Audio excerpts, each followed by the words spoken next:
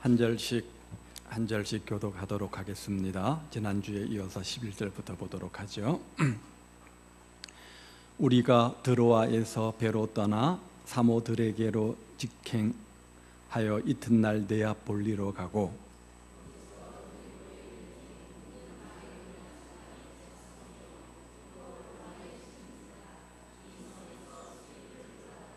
안식일에 우리가 기도할 곳이 있을까 하여 문 밖 강가에 나가 거기 앉아서 모인 여자들에게 말하는데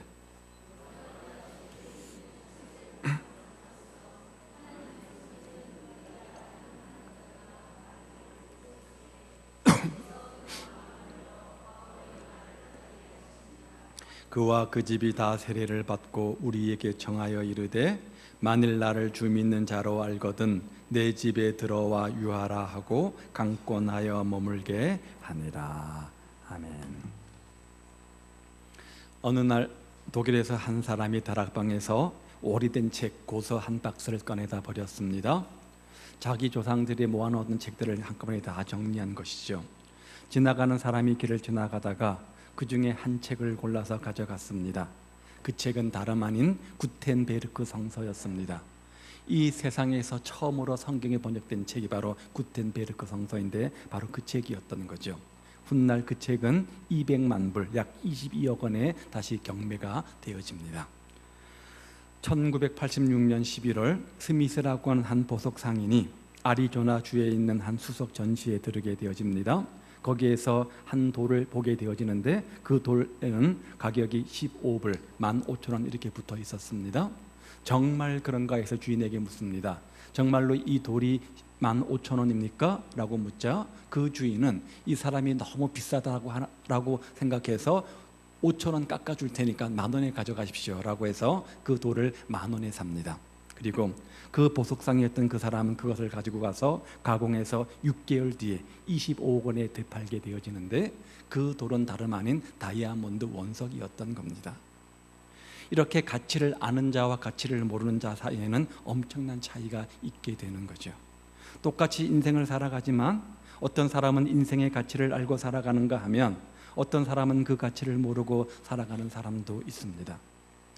우리가 잘 아는 에서는 자신의 인생을 팥죽 한 그릇과 맞바꾼 사람 아닙니까? 하나님께서 주신 그 축복의 고난, 그 장자의 고난을 대수롭지 않게 생각해서 마침 배가 고팠기 때문에 동생의 팥죽 한 그릇과 그 놀라운 가치를 맞바꿉니다. 훗날 그는 땅을 치며 통곡하며 후회하지만 아무 소용이 없었습니다. 성경은 이런 에서의 삶을 가리켜서 망령된 삶이다, 망령되이 살았다, 성경은 이렇게 지적합니다. 얼마나 가슴 아픈 평가입니까? 같은 인생을 살면서 어떤 사람은 참으로 귀한 삶이었다, 가치 있는 인생이었다, 주님 보시기에 쓰임받는 인생이었다, 그런 평가를 받는가 하면 어떤 사람은 망령되이 그 인생을 허비했노라, 그런 평가를 받게 되어진다는 거죠. 그런데 지금도 마찬가지 아닙니까? 여러분은 어느 쪽입니까? 지나간 인생을 하나님 앞에서 한번 곰곰이 계산해 보시기를 바랍니다. 과연 나는 어느 쪽인가? 오늘 본문에는 한 여자가 등장합니다. 비록 신분적으로 높지 못했고 가진 것이 많지는 않았지만 가치 있게 쓰임받은 한 여성의 인생을 우리에게 소개하며 도전해주고 있는데 그의 이름은 루디아입니다. 루디아, 직업은 자주장사, 옷감장사였던 거죠. 비록 무명의 한 여인이었지만 하나님은 그를 통해서 이 땅에 놀라운 빌립보라고 하는 교회를 세우지 않습니까? 자, 빌립보 교회가 어떤 교회입니까? 성경에 여러 많은 교회가 등장을 하지만 특별히 많은 교회 가운데 가장 아름다운 교회가 있다고 한다면, 가장 본받을 만한 교회가 있다고 한다면 바로 빌립보 교회도 그 중에 하나일 겁니다. 자, 우선 유럽의 첫 번째로 세워진 교회일 뿐만 아니라 사도 바울의 사역을 끝까지 도왔던 그야말로 선교에 헌신된 교회였습니다. 처음부터 끝까지 어려움에도 불구하고 사도 바울이 유럽 선교에 힘쓸 때 힘에 지나도록 자원해서 사도 바울의 사역을 끝까지 도왔던 교회가 바로 이 빌립보 교회 아닙니까? 그래서 훗날 사도 바울은 빌립보 교회에 편지를 보내면서 그 기억과 추억을 되살려서 이렇게 고백하죠. 한번 볼까요? 빌립보서 빌립보 사람들아 너희도 알거니와 복음의 시초에 내가 마게도냐를 떠날 때에 주고받는 내 일에 참여한 교회가 너희 외에 아무도 없었느니라. 자, 드로아 한상을 보았습니다. 마게도냐 와서 도우라고 해서 소아시아 복음 전도를 포기하고 유럽으로 가지 않았습니까? 그 첫 관문이 바로 빌립보인데요. 자, 그런데 그 빌립보 교회가 또 다른 마게도냐 지역의 복음을 증거하고자 할 때 함께 참여해서 그들을 도왔는데 그 교회는 오직 빌립보 교회 하나였다, 이렇게 말합니다. 바울의 사역들을 위해서 많은 교회들이 있었지만, 많은 성도들이 있었지만 선교 헌금을 작정한 끝까지 교회는 바로 빌립보 교회 하나였던 거죠. 그래서 데살로니가 있을 때에도 너희가 한 번, 두 번 나에 쓸 것을 보내었도다. 그래서 고린도후서 8장에서 하나님 앞에 우리 성도들이 어떻게 헌금 생활을 해야 되는지 그 사실을 가리키면서 사도 바울이 예를 듭니다. 우리가 이 빌립보 교회와 같이 하나님 앞에 헌금 생활을 해야 된다, 하나님 앞에 드리는 생활을 해야 된다라고 하면서 사도 바울은 주저하지 않고 빌립보 교회의 예를 듭니다. 신앙생활을 하려면 빌립보 교회 성도들처럼 해라, 주 앞에 헌신하려면 빌립보 교회 성도들처럼 해라, 주 앞에 헌금을 하고 선교를 하려면 빌립보 교회처럼 하라, 이렇게 빌립보 교회를 좋은 예로 들었던 거죠. 자, 그런데 그런 빌립보 교회가 어떻게 창설되어집니까? 유명한 남자들이 많이 모였습니까? 지위가 높은 사람들이 많이 모였습니까? 부와 명예를 가진 사람들이 모인 집단이었습니까? 아닙니다. 무명의 한 여인으로 말미암아 이 교회가 세워졌노라고 성경은 이렇게 이야기하죠. 한 사람의 귀한 헌신을 통해서 그 교회가 탄생했다, 성경은 이렇게 말합니다. 그렇다면 우리가 어떻게 하나님 앞에 쓰임받는 인생이 될 수 있습니까? 어떻게 우리 삶이 귀한 일에 쓰임받는 인생이 될 수 있습니까?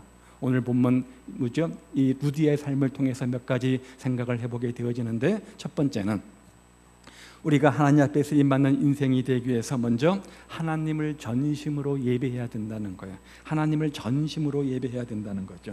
자, 이들은 비록 회당이 없었습니다. 회당이란 것은 어떤 곳입니까? 예배하는 장소, 성전을 말하지 않습니까? 자, 그 회당이 발달되어서 지금 성전, 교회가 생겼기 때문에 회당은 예배하는 장소입니다. 그럼에도 불구하고 어김없이 모여서 하나님 앞에 예배를 드리고 있었던 거죠.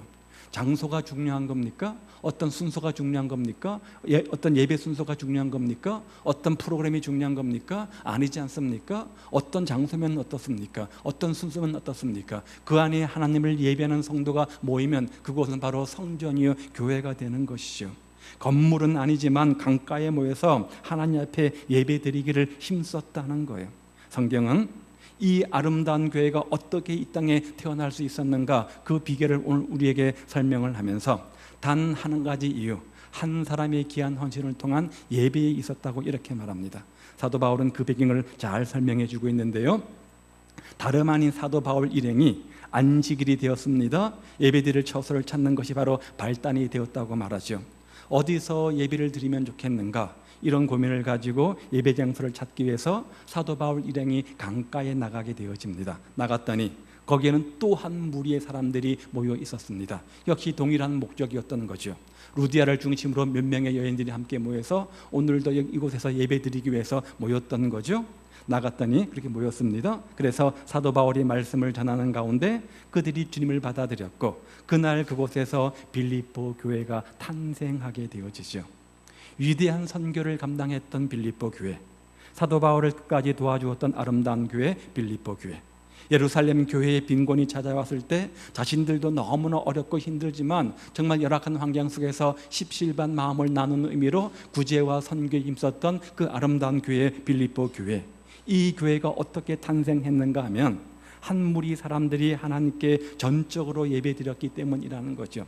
타협하지 않고 삶의 우선순위를 두고 목숨 걸고 함께 모여서 주일날 모여서 예배드리는 것이 발단이 되었다는 겁니다. 예배라고 하는 것, 우리 성도들의 삶에 너무나 중요한 단어 아닙니까? 그런데 오늘 성도들은 예배를 너무나 격렬히 생각하는 경향이 있습니다. 특별히 한국교회 성도들의 모습을 보시죠. 바쁜 현대인의 삶을 살아가다 보니까 자꾸만 예배가 삶의 우선순위에서 많이 밀려있는 안타까운 현실들을 보지 않습니까? 많은 성도들이 이런저런 이유 때문에 온전한 주일 성수를 해내지 못합니다. 이런저런 우선순위에 밀려가지고 바쁘다는 것들 여러 가지 이유들 때문에 주일을 생략해 버리기도 합니다. 또 주일날 주 앞에 나오기는 하지만 주일 예배에 늦기 일수입니다. 주보는 낙서장이 되어버리기도 하고 앉아 있긴 하지만 엉뚱한 생각을 가지고 졸기 일수입니다. 왜 그렇습니까? 예배가 뭔지, 예배의 참된 가치가 뭔지, 예배의 참된 본질이 뭔지 모르기 때문 아닙니까? 구약 성경을 보면 한 사람은 하느님 앞에 선택을 받지만 또 한 사람은 하느님 앞에 버림받는 인생이 되어집니다. 창세기 4장에 보면 두 사람이 등장하는데 누구죠? 가인과 아벨입니다. 가인과 아벨입니다. 아벨은 하나님 앞에 선택받는 인생이 되지만 그 형 가인은 하나님 앞에 버림받는 인생이 됩니다. 왜입니까? 능력의 문제였습니까? 재능의 문제였습니까? 창세기 4장은 뭐라고 말합니까? 한 가지 이유, 예배에 있었다고 말합니다. 예배에 있었다고 말합니다. 히브리서 11장에서 히브리서 기자는 이 사건을 가지고 어떻게 말하냐면 아벨은 가인보다 더 나은 제사, 더 나은 예배를 드렸다 이렇게 말합니다. 가인도 예배를 드렸습니다. 아벨도 예배를 드렸습니다. 그런데 아벨이 가인보다 더 나은 예배를 드렸기 때문에 아벨의 예배는 받으셨지만 가인의 예배는 받지 않으셨다 이렇게 말합니다. 그렇다면 더 나은 자세는 도대체 뭘 말하는 거예요? 더 나은 예배는 도대체 무엇을 의미하는 겁니까? 더 비싼 것을 드렸다는 말입니까? 더 귀한 재물을 드렸다는 말입니까? 헌금을 많이 했다는 말입니까? 오랜 시간 동안 예배를 드렸다는 말입니까? 가인은 농사 짓는 사람이었습니다. 그래서 주 앞에 나올 때 무엇을 드렸을까요? 곡식을 드렸겠죠. 농사를 지어서 얻은 결과물인 곡식을 주 앞에 드렸을 겁니다. 반대로 아벨은 목축하는 사람이었습니다. 양을 키우는 사람입니다. 주 앞에 드릴 때 어떤 제물을 드렸을까요? 양을 드렸겠죠. 가축을 드렸겠죠. 그런데 하나님께서는 아벨의 제물은 받으셨지만 가인의 제물은 받지 않으셨다 이렇게 말씀합니다. 그래서 많은 사람들이 제물에 문제가 있는 거다, 예물에 문제가 있는 거다, 하나님은 피를 원하시는데 피가 아닌 곡식을 드렸기 때문에 문제가 있는 거다라고 이해합니다. 잘못된 거죠. 이것은 추수감사절입니다.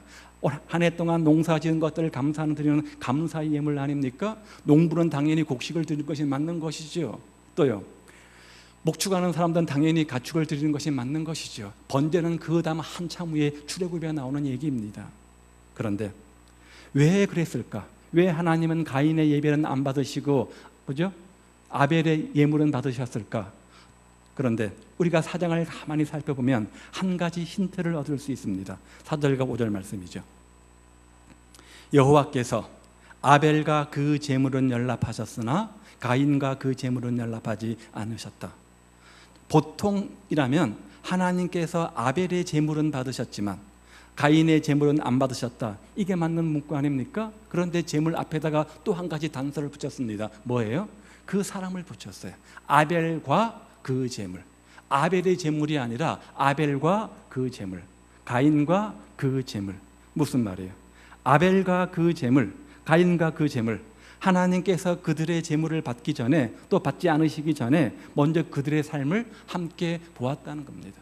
드리는 제물도 중요합니다. 곡식이든 뭐든 간 다 중요합니다. 그런데 곡식을 바치고 제물을 바치고 물질을 바친 사람의 그 마음 태도, 그 신앙의 태도가 어떠한가, 그 믿음의 자세가 어떠한가가 더 중요한 것이라는 거죠. 많은 물질을 드리고 많은 헌신을 드리고 많은 봉사를 하는 것도 필요하지만 물질을 드릴 때, 헌신하고 봉사할 때 어떤 신앙의 자세, 어떤 믿음의 자세, 어떤 마음의 자세를 가지고 그 신앙의 행위를 하는가, 그것을 보시겠다는 겁니다. 그런데 아벨의 신앙의 행위는 하나님 보시기에 합당했다는 거예요. 아벨의 예배 행위는 하나님 보시기에 합당했다는 거예요. 온전한 예배의 모습이었다는 거예요. 그런데 가인의 예배, 가인의 제물은 함께 모여서 함께 찬송하고 함께 기도하고 함께 말씀을 들고 함께 예배를 드리지만 하나님 보실 때 가인의 예배는 합당치 않았다는 거예요. 이것을 이야기하는 것 아닙니까? 오늘도 수많은 사람들이 예배를 드립니다. 수많은 성도들이 주일이 되면 아름다운 옷을 입고 멋있는 옷을 입고 옆에다가 성경책을 끼고 어디로 갑니까? 교회를 향합니다. 그래서 많은 교회에서 많은 예배가 드려집니다. 그러나 기억하십시오. 우리가 교회에 나와 앉아 있다고 할지라도, 예수의 이름으로 모여 함께 예배를 드리고 있다고 할지라도 그 예배를 하나님께 무조건 다 받으시는 것은 아니라는 거예요. 연락되는 아벨의 예배가 있는가 하면 연락되지 않는 가인의 예배도 있다는 것을 우리가 기억하고 인정해야 됩니다. 하나님께서 받으시는 예배가 있는가 하면 받지 않으시는 예배도 있습니다. 가인의 입장에서 한번 생각해 보십시오. 얼마나 안타까운 삶입니까? 지금 가인이 예수님을 안 믿었습니까? 믿는 신앙인입니다. 주일이면 어디 갔겠습니까? 예배당 왔겠죠. 뭐 했겠습니까? 예배를 드렸을 겁니다. 또 절기가 되고 때가 되면 또 헌금도 했을 겁니다. 그런데 같이 하나님 앞에 예배를 드렸지만 하나님께서 받지 않으셨다? 이렇게 말씀합니다. 그럼에도 불구하고 반복적으로 습관적으로 가인은 주일만 되면 뭐 했을까요? 예배를 드렸겠죠. 오늘 내가 드리는 이 예배가 주님께서 연락되는 예배인지 주님께서 기뻐하시는 예배인지는 생각도 안 해보고 그저 습관적으로 주일만 됐으니까 주 앞에 나와서 졸든지 엉뚱한 생각하든지 뭐 하든 간에 예배는 드렸을 겁니다. 때웠겠지요. 때우는 예배였겠지요. 하나님은 사도 바울을 보고 계셨습니다. 안식일이 되었습니다. 우리 같으면 예배할 장소가 없으면, 예배할 환경이 아니면 얼싸 잘 됐다, 이번 한번 쉬지 뭐 라고 그런 마음을 품지 않았겠습니까? 얼마나 그렇게 하기 쉽습니까? 그런데 그들은 기도처를 찾고 있었습니다. 또 루디아를 중심한 한 무리의 여성들을 보십시오. 말씀을 전해주는 사람도 없습니다. 함께 모여 예배드릴 공간도 없습니다. 이쯤 되면 얼마든지 한 번쯤이야 타협할 수 있는 것 아닙니까?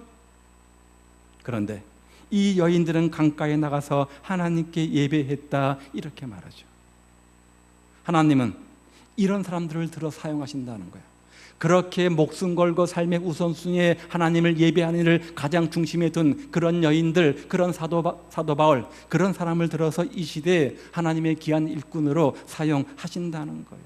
구약 성경을 보십시오. 아니 신약 성경도 보십시오. 하나님은 언제나 진정으로 예배하는 사람들을 들어서 하나님의 귀한 사명을 맡기지 않으셨습니까? 아무나 막무가내로 막 들어 사용한 것이 아닙니다. 먼저 하나님을 인정하고 하나님을 의식하고 먼저 하나님께 온전한 예배가 있는 그 사람을 들어서 사용하신 거죠. 즉 삶의 우선순위가 하나님이었던 거예요. 우리는 어떻습니까? 하나님 앞에서 여러분 각자의 예배 생활을 한번 돌아보시기를 바랍니다. 정말 내 예배 생활은 준비된 예배 생활인가? 하나님 보실 때 연락되어질 아벨의 예배인가? 혹은 연락되지 않는 가인의 예배는 아닌가? 한번 생각해 보시기 바랍니다. 지금 여러분 이 자리에 예배자로 앉아 계십니다. 어떤 마음으로 앉아 계십니까? 얼마나 열린 마음으로, 얼마나 사모하는 마음으로, 주님의 은혜를 갈급하는 마음으로 하나님의 감동과 감격의 예배를 기대하며 이 자리에 앉아 계십니까? 아침에 하나님을 만난다는 설레는 마음으로 샤워를 하고 또 화장을 하고 깨끗한 옷을 갈아입고 미리 준비되어서 이 자리에 10분 15분 전에 나와서 정말 하나님께서 오늘 어떤 은혜를 주실까 기대하는 마음으로 이 자리에 앉아 있는가 한번 생각해 보십시오. 우리가 이런 예배를 드려야 되지 않겠습니까? 이왕 드리는 예배라고 한다면 하나님께 연락되는 예배를 드려야 되지 않겠습니까? 나는 예배 드리는 일이 여러분 삶의 우선순위에 몇 번째에 놓여 있습니까? 하나님은 지금도 예배 드린 자를 찾으십니다. 이 세상에 하나님의 일을 맡기시기 위해서 신령과 진정으로 하나님을 예배하는 사람을 찾으십니다. 불꽃 같은 눈동자로 예배를 목숨 거는 사람들을 찾으십니다. 예배의 삶의 우선순위가 있는 그런 사람들을 주님께서 찾으시고 그 사람들을 들어서 이 시대에 귀한 하나님의 일꾼으로 부르시고 역사하시는 겁니다. 하나님이 쓰시는 백성, 하나님이 버리신 백성, 하나님이 기뻐하시는 사람, 그렇지 않은 사람, 결국 뭡니까? 유일한 기준은 예배였습니다. 예배였습니다. 하나님의 축복이 머물고 하나님의 승리가 머물고 하나님의 역사가 머무는 예배가 있는가 없는가에 따라서 그 인생 성공, 실패 이렇게 주님께서 나누신 겁니다. 결국 예배에서 하나님이 쓰시는 백성과 버림받은 백성, 인생의 성공과 실패도 어디에서 갈라지느냐? 예배 자리에서 갈라진다는 거예요. 그러면 여러분의 미래, 여러분의 능력, 여러분의 축복이 어디에 달려 있습니까? 예배에 달려 있다는 거예요. 그까짓 거 한번 빠졌는데 뭐? 우리의 생각이죠. 하나님은 그렇게 온전히 주 앞에 헌신된, 그렇게 신뢰할 만한 그 사람을 들어 사용하시는 거잖아요. 여러분이 누군가를 들어 사용하실 때 어떤 평가, 어떤 기준을 갖습니까? 여러분의 평가와 기준을 볼 때 저 사람은 신뢰할 만하다, 성실하다, 우선순위가 있구나, 그것들을 보지 않겠습니까? 주님도 마찬가지일 겁니다. 하나님이 축복하시는 사람, 하나님이 축복하시는 가정, 하나님이 축복하시는 교회, 하나님이 축복하시는 나라, 비결 간단합니다. 뭐라고요? 예배에 있는 거예요. 예배에 있는 거예요. 예배의 성공자가 인생의 성공자가 되는 겁니다. 예배, 목숨 걸고 삶의 우선순위에 두며 타협하지 않고 끝까지 온전한 하나님께 믿음을 보일 때, 예배라는 행위를 통해서 믿음을 보일 때 그 예배 자체도 의미가 있지만 그런 행위, 그런 마음 자세를 주님께서 보시는 겁니다. 어떤 헌신과 어떤 희생과 어떤 손해가 뒤따른다고 할지라도 먼저 하나님을 예배하는 것을 삶의 우선순위에 두는 그 마음을 보시고 그 믿음과 그 마음 속에 하나님께서 은혜도 주시는 거고 축복도 주시고 역사도 베풀어 주시는 거죠.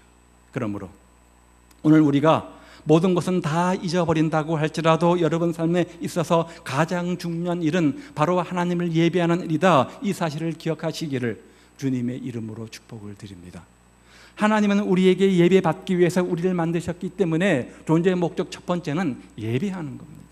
그만큼 예배는 중요합니다.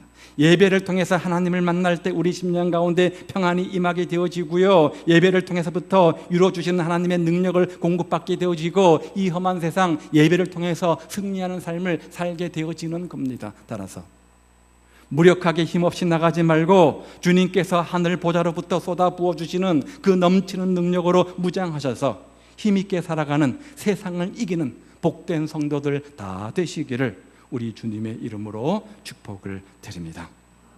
여러분들도 생명 걸고 예배 임하는 결단이 일어나기를 주님의 이름으로 축복을 드립니다. 여러분, 헌신이 뭐예요? 드린다, 드릴 헌자, 뭐를요? 몸을 드리는 겁니다. 예배는 헌신입니다. 신앙생활은 헌신입니다. 주님 앞에 내가 뭐고 시간도 헌신하고 물질도 헌신하고 모든 것을 헌신할 때 그만큼 가치 있는 거잖아요.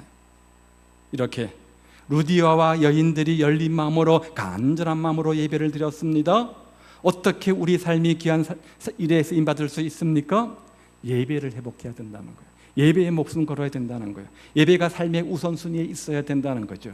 하나님께 전심으로 예배하는 여러분 되셔서 이 시대의 주의 귀한 일에 쓰임받는 믿음의 주인공들, 축복의 주인공들 다 되시기를 우리 주님의 이름으로 축복을 드립니다. 두 번째는요, 그 다음에 보니까 하나님께 전적으로 헌신해야 됩니다. 온전한 예배가 있는 사람은 그 결과 전적인 헌신이 자연스럽게 따라올 겁니다. 15절 말씀을 다시 한번 보십시오. 그와 그 집이 다 세례를 받고 우리에게 청하여 이르되 만일 나를 주 믿는 자로 알거든 내 집에 들어와 유하라 하고 강권했다, 이렇게 말합니다. 14절 말씀에 보면 루디아라고 하는 한 여자가 이렇게 중반에 있죠, 기록되어져 있죠. 자, 이 여자는 두아디라 성에 사는 자주장사라 이렇게 기록해 놓고 있습니다. 그 당시 두아디라 성은 염료 공장이 많이 있었다고 합니다. 옷 만드는 어떤 그 뭐죠? 원료가 되는 그런 것이 바로 염료죠. 자, 그래서 물감 공장들이 많이 발달해 있었는데요. 특별히 빌립보가 로마의 식민지가 되면서부터 로마 시민권자들은 주로 빨간 옷을 많이 입었다고 합니다. 그러니까 이제 빌립보 사람들이 로마 시민권을 상징하는 빨간 옷을 입기 위해서 옷에 빨간 물을 들였겠죠. 그러니까 자주색 물감이 많이 필요했겠죠. 그래서 자주장사 루디아 이렇게 된 거죠. 자, 이 루디아는 두아디라 성에 가서 옷감을 만들어 가지고 와서 빌립보 성에 와서 다시 파는 그런 옷장사, 옷장수였던 거죠. 자, 돈이 그렇게 궁색한 것은 아니지만 그렇다고 해서 그렇게 떼돈 번 것은 아닐 겁니다. 왜냐하면 남편은 일찍 세상을 떠났습니다. 가족의 생계를 혼자 책임져야 될 그런 연약한 여자였습니다. 그러니 이 사람이 집 한 채 마련하는데 오랜 시간들이 걸렸겠죠. 엄청난 수고와 헌신이 뒤따랐겠죠. 안 먹고 안 입으면서 아끼고 아껴서 집 한 채를 마련했을 겁니다. 물론 물려받아서 부자가 될 수 있었겠지만 당시 사회생활을 생각해 본다고 한다면 그것도 남편 없는 여자가 혼자 몸으로 그 사회에서 돈을 번다는 것, 과부의 몸으로 그 당시에 돈을 번다는 것은 결코 쉬운 일이 아니었습니다. 지금도 여자의 몸으로 세상에서 사회생활을 하는 것이 쉽지 않았지만 더 보수적인 그 당시의 사회생활은 더 힘들었을 겁니다. 더군다나 빌립보는 당시에 로마의 식민지가 되면서 그 이후에 집값이 엄청나게 폭등을 했다고 합니다. 그래서 그 당시 기록을 보면 집 한 채 소유하는 것이 소원일 만큼 굉장히 쉬운 일이 아니었던 거죠. 오늘날 강남에 집 한 채 가지고 있으면 부자란 소리를 듣지 않습니까? 왜 그렇습니까? 집값이 비싸니까. 그런 경우에 해당되는 겁니다. 자, 그러니 이 여자에게 집이 얼마나 귀했겠습니까? 그래서 그 집 한 채를 마련하기 위해서 성경의 기록은 없지만 엄청난 수고와 애씀과 노력이 땀 흘림이 그 안에 있었을 겁니다. 그런데 그렇게 얻은 집입니다. 그렇게 얻은 집입니다. 자신의 인생의 전부 같은 그런 집입니다. 그런데 오늘 15절에 예수를 만나고 나서, 예수 믿고 나서 그 년의 반응을 보십시오. 내 집에 들어와 유하라 하고 강권하여 머물게 하니라. 루디아가 예수 믿고 나서 곧바로 하나님께 내 집을 바치겠습니다, 우리 집을 중심으로 해서 교회를 만들어서 예배당을 만듭시다, 이렇게 제안을 하는 겁니다. 사도 바울이 이 여인의 사정을 알고 아마 수차례 사양했던 것 같습니다. 당신은 과부인데 그 집 평생 모아 놓은 재산 아닙니까? 그 집을 교회에 바치겠다니 말도 안 됩니다. 잘 생각해 보십시오라고 이렇게 거부를 했던 것 같아요. 그런데 그랬더니 루디아가 오늘 이렇게 말하는 거예요. 만일 나를 주 믿는 자로 알거든 내 집에 들어와 유하라 하고 강권하여 머물게 하니라. 자, 이 단은 굉장히 강한 어투의 이야기입니다. 거절함에도 불구하고 거절할 수 없을 만큼 강력하게 강권해가지고 자기 집을 내어 놓았다는 겁니다. 내 사장 받을 거 없습니다. 나는 꼭 하고 싶습니다. 안 하면 안 됩니다. 반드시 해야 됩니다. 이런 강한 어조로 자기 집을 내어드리는 헌신을 한 거죠. 자, 이것이 빌립보 교회의 시작이었습니다. 빌립보 교회의 시작이었습니다. 빌립보 교회는 처음부터 건물을 화려하게 지은 교회가 아니라 조그만 가정에서 가정교회로 출발을 했다고 성경은 이야기하고 있죠. 그것도 한 연약한 여자의 집, 이름도 제대로 알려지지 않은 한 여인의 집에서 빌립보 교회가 시작이 된 겁니다. 그 결과 우리가 기억하는 하나님께서 놀랍게 들어 사용하신 유명한 교회가 된 거죠. 빌립보 교회를 모르는 사람이 있습니까? 예수 믿는 사람들은, 성경을 조금만 아는 사람들은 빌립보 교회를 다 알잖아요. 그렇다면 왜 우리 인생이 주님을 위해서 이들처럼 쓰임받지 못하는 걸까요? 오늘 내가 재능이 부족해서 그렇습니까? 가진 것이 없어서 그렇습니까? 이유는 단 하나, 뭐죠? 이들처럼 헌신하지 않기 때문이라는 거예요. 헌신하되 온전한 헌신의 주인공이 아니기 때문이라는 거죠. 오늘날 하나님의 일을 위해서 참으로 귀한 일에 자신의 삶을 드리는 사람들이 여러분 주변에 얼마나 있습니까? 참 많이 찾아보기 어렵습니다. 과거에 우리 어머님 세대 신앙인들을 보면은 참 순수한 마음으로 없는 가운데 얼마나 아름다운 헌신들을 해왔습니까? 그분들의 헌신을 통해서 오늘날 한국 교회가 이렇게 부흥하며 성장할 수 있었던 것 아닙니까? 그런데 역사상 주님 앞에 놀랍게 쓰임 받은 사람들은 재능 있는 사람들이 아니라 자신을 기꺼이 하나님께 내어드리는 헌신의 사람들이었음을 우리가 기억합니다. 여러분은 어떻습니까? 구세군을 아시죠? 구세군 다 군복을 입고 있습니다. 그래서 이제 십자군처럼 구세군인데요. 목사님을 그래서 군대 계급처럼 사령관이라고 부르죠. 겉으로 보기에 조금 이상할지 모르겠지만 건전한 교단입니다. 건강한 교단입니다. 전 세계적으로 이 구세군 교단이 펼쳐져 있는데요. 구세군 하면 어떤 것이 여러분 머리에 떠오릅니까? 연말 되면 자선 낭비, 그죠? 종땡 치면서 자선 낭비를 하지 않습니까? 구제하는 일에 힘쓰는 그런 교단인데요. 자, 누가 창설했냐면 부수라고 한 사람이 이 교단을 창설을 했습니다. 그는 공부를 많이 한 사람도 아닙니다. 많은 것을 배운 사람도 아닙니다. 많은 것을 가지고 있는 사람도 아닙니다. 그런데 훗날 그가 은퇴할 때 한 기자가 찾아와서 이렇게 묻습니다. 부수 사령관님, 부수 목사님, 당신은 어떻게 이런 위대한 교단을 창설할 수 있었습니까? 강단에서 아무 말 없이 침묵하던 이 목사님이 이런 말을 합니다. 제 주변에는 저보다 훌륭한 재능을 가진 사람들이 너무나 많습니다. 저보다 더 좋은 조건들을 가진 사람도 너무나 많이 있습니다. 저는 사실 가진 것도 없고 재능도 없습니다. 그러나 단 한 가지, 저의 모든 것 이 모습 이대로 하나님께 드리기로 다짐하며 그렇게 헌신하며 지금까지 살아왔습니다. 바로 헌신이었다는 거죠. 가진 것은 없지만, 내세울 것은 없지만, 특별한 재능과 능력은 없지만 이 모습 이대로 주 앞에 귀하게 쓰임받기 위해서 자신의 젊음을, 자신의 청춘을, 자신의 모든 재능들을 주 앞에 내어놓고 헌신했을 때 그 결과 구세군이라는 큰 교단이 생겨났다는 거예요. 하나님 앞에 드렸기 때문에 하나님이 그 사람을 통해서 위대한 교단, 위대한 일을 하셨다, 그 말이죠. 오병이의 기적을 여러분 모르십니까? 알죠? 오병이어 기적, 그죠? 오병이어, 오병, 보리떡 5개, 물고기 2마리. 이 오병이어는 어른의 한 끼 식사 분량이 아니라 아이의 한 끼 식사 분량입니다. 아이의 한 끼 식사 분량이 바로 오병이어입니다. 자, 그런데 그 오병이의 기적이 어떻게 나타났습니까? 어떻게 이루어졌습니까? 자신의 것을 기꺼이 내어드리는 아이의 자그마한 헌신이 있었기 때문 아닙니까?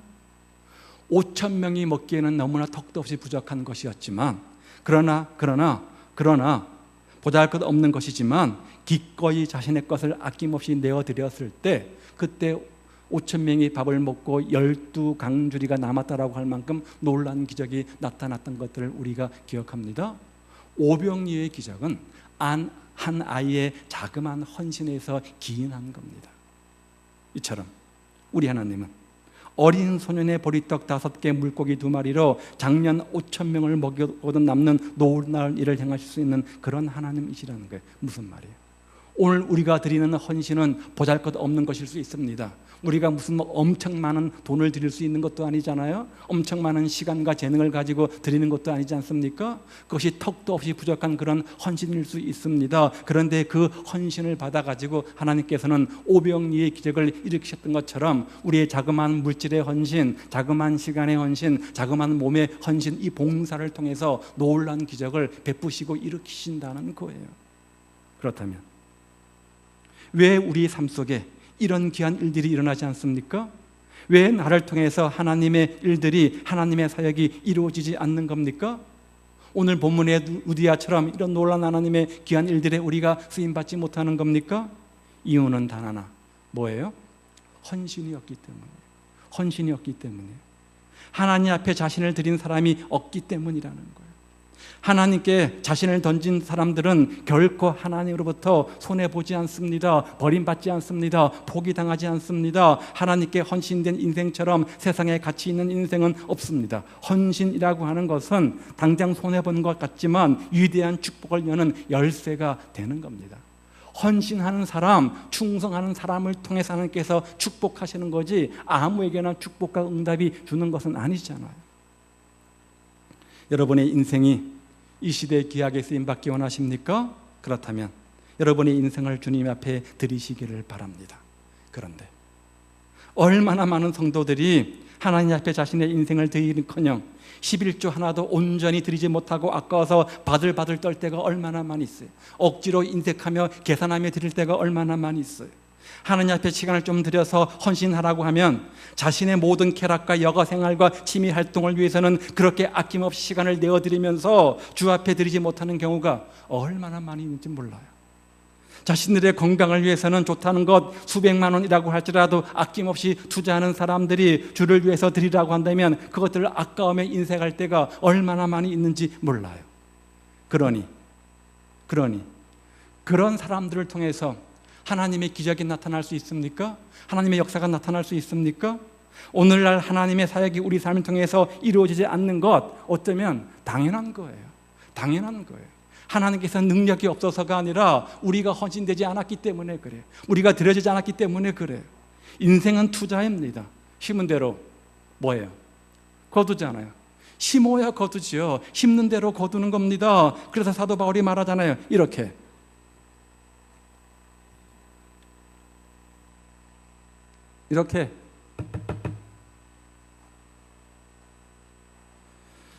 자기의 육체를 위하여 심는 자는 육체로부터 썩어진 것을 거두고 성령을 위하여 심는 자는 성령으로부터 영생을 거둔다. 육체를 위해서 심으면 육체를 거두고 성령을 위해서 심으면 영생을 거둔다, 이렇게 말해요. 결국 우리 인생은 심는 인생입니다. 무엇을 심느냐의 문제이잖아요. 이 땅에 없어질 육신의 것을 추구하며 살 것인가? 아니면 저 하늘나라에 투자해 하늘나라를 바라보며 하늘나라의 은행에 투자할 것인가? 이거 문제입니다. 저 시중은행에 여러분의 인생들을 걸고 거기에 투자하며 적금 들며 보험 들며 할 것인가? 아니면 영원한 좀과 동록이 없는 하늘나라에 여러분의 인생을 투자할 것인가의 문제 아닙니까? 그런데 똑같이 투자하지만 결과는 다르다는 거죠. 결과는 다르다는 거죠. 주님도 여러 번 이것들을 말씀하셨고요. 사도 바울도 말합니다. 그런데 얼마나 많은 사람들이 다 두고 떠날 이 돈을 위해서 사는지 몰라요. 죽으면 없어질 이 건강을 위해서 추구하며 사는지 몰라요. 하나님을 위해서 자신을 드리는 자가 너무나 적다는 거죠. 그래서 사도 바울은 말하기를 하나님 나라와 성령을 위해서 심는 자는 영생을 거둔다, 이렇게 말씀하고 있는 겁니다. 훗날 하나님이 우리 인생을 다 마친 다음 주님의 심판대 앞에서 우리를 부르실 겁니다. 너는 이 땅 사는 동안 무엇을 위해서 살았느냐? 무엇을 투자하며 어디에 가치를 두고 어떤 열매를 맺고 살았느냐? 라고 물으실 겁니다. 그리고 선악간에 뭐 한다고요? 심판하신다고 그랬어요. 물론 예수 믿고 구원받으면 구원받는 거예요. 부끄러운 구원은 받겠지만 하나님 앞에 뭐죠? 상급 없는 인생이 될 겁니다. 자, 무엇을 가지고 어떤 기준으로 우리를 평가하십니까? 너가 예수 믿는 사람인데 얼마나 주를 위해서 헌신하는 삶을 살았니? 얼마나 충성하며 살았니? 이것을 갖고 물으시는 거예요. 상급을 주시기 위해서 모든 것을 여호와 이레로 예비해 놓으신 하나님께서 우리에게 헌신과 충성을 요구하는 이유가 무엇입니까? 헌신과 충성을 통해서 더 큰 30배의 축복, 60배의 축복을 주시려고 하는 것 아닙니까? 헌신은 손해가 아니라는 거예요. 충성은 희생이 아니라는 거예요. 그 헌신과 충성의 도구를 통해서 더 큰 축복을 주시는 통로로 만드시겠다는 거예요. 그런데 오늘날 많은 성도들이 예수를 믿는다고 하면서 예수님이 내 인생의 주인이라고 말하면서 그렇게 헌신하지 않으니까, 그렇게 충성하지 않으니까 하나님의 기적과 역사와 살아계심을 삶 속에서 경험하지 못하는 거죠. 여러분은 어떻습니까? 만일 하나님이 오늘 오셔서 여러분 인생을 결산하신다면 여러분에게 무엇이 남겠습니까? 착하고 충성된 종으로 주 앞에 결산할 만한 헌신과 충성들이 있습니까? 먼저 그의 나라와 그 의를 구하며 주 앞에 쌓아놓은 어떤 결산물들이 있습니까? 심어놓은 것들이 있습니까?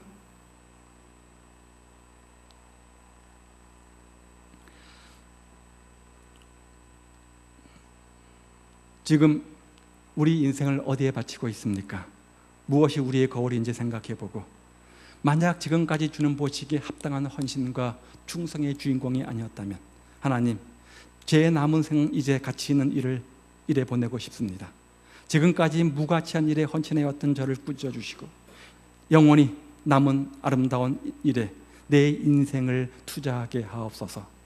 이것이 우리의 바람과 우리의 소원과 우리의 기도 제목 될 수 있기를 우리 주님의 이름으로 축복을 드립니다.